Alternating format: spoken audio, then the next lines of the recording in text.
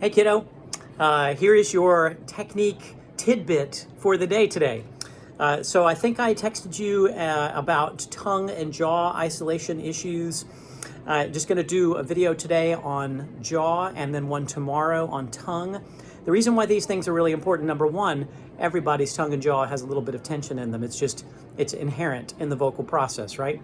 But anything that we do to the tongue and jaw, we do to the larynx, because the larynx is attached, it's fused literally to the tongue and jaw by connection of the hyoid and some other sort of, supporting structures in there. So if we do something to the tongue, we do it to the larynx. We do something to the larynx, we do it to the tongue. We do something to the jaw, we do it to the larynx, we do it to the larynx, we do it to the jaw, right? So they're sort of working in cooperation, whether we like it or not. So here are your jaw ones for the day today.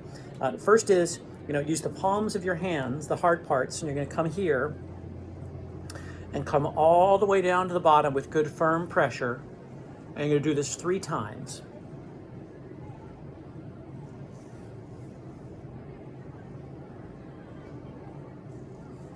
So at the end of 3 times, when you stop, you'll have this weird kind of numb, tingly, warm sensation in your jaw. And that's what it feels like to kind of have that thing disengaged a little bit. So what you do then is you just sing a couple of scales with that numb feeling.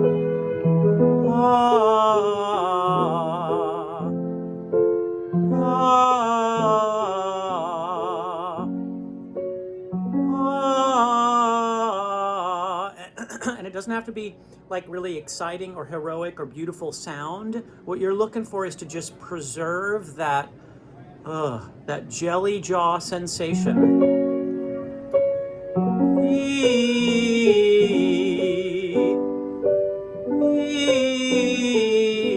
As little going on there as possible. The vowel doesn't really matter. Do whatever feels like you can preserve good chill jaw sensation. So that's number 1. Number 2 is the jaw jiggle, where you just take thumb and forefinger and put your thumb under here and your forefinger here. And then you sing a scale.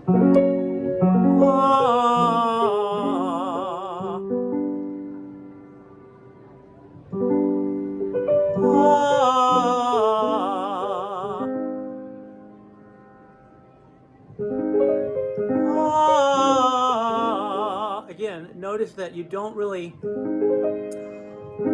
you don't want to like go into full singer mode. You want to go into jaw mode.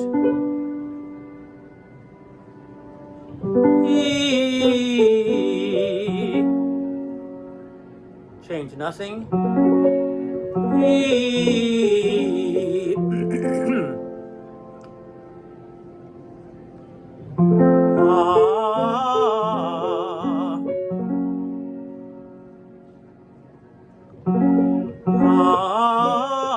So just try to change as little as possible from the jiggle to the scale. And the scale you do and the vowel you do doesn't really matter. You just trying to preserve that idea that the jaw is just kind of hanging there, right? So the last one is a little bit different because you're going to sing while you do it, but it's what we call humming and chewing.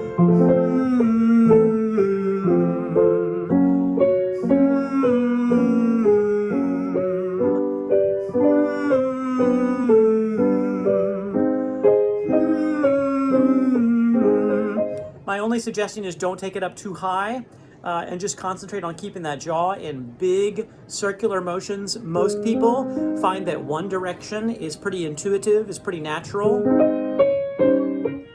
For me, that's this way. What is that? That's clockwise? Yeah, that's clockwise. Some people go the other way. I can't. I mean, I can do it, but it just doesn't feel natural.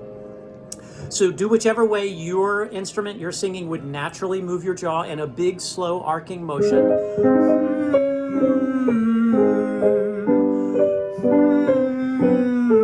I can't go the other way. I gotta go that way.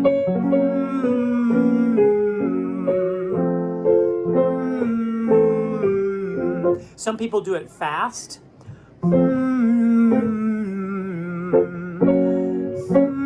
Looks like a camel, right? And then some people do it slow. I tend to be more on the slow kind of camp.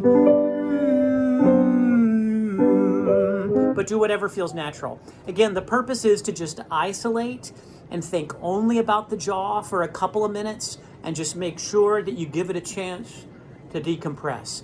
How much of that you transfer into your other singing is debatable. Like, am I going to go then and sing something, the sun whose rays are all ablaze? Or am I going to, the sun whose rays are all ablaze? Right, there's a lot of discussion amongst pedagogues about how much of that you can actually transfer into singing. But even if you don't transfer any of it when you sing, if you do the exercise, it just removes some of that accumulating tension. And you should do that every day. And it only takes like a couple of minutes to do. All right? Peace, kid. See you tomorrow.